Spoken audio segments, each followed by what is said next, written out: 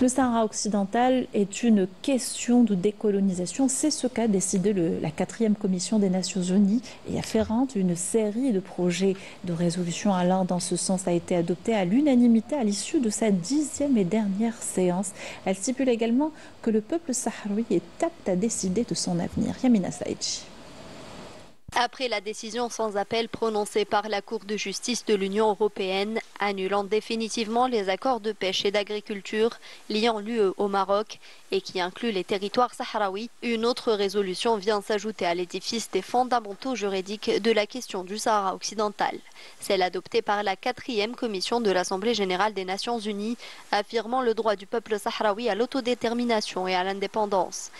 Cette résolution a été adoptée par consensus entre tous les États membres, ce qui démontre encore une fois l'importance croissante accordée au dossier sahraoui sur la scène internationale.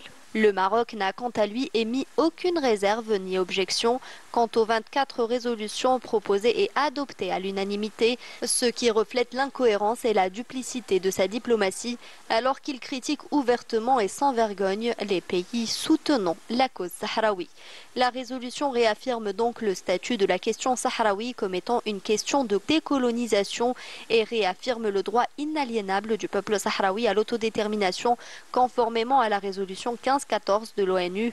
L'adoption de cette résolution à l'unanimité indique que même les États soutenant les thèses marocaines adhèrent désormais à la position de l'ONU.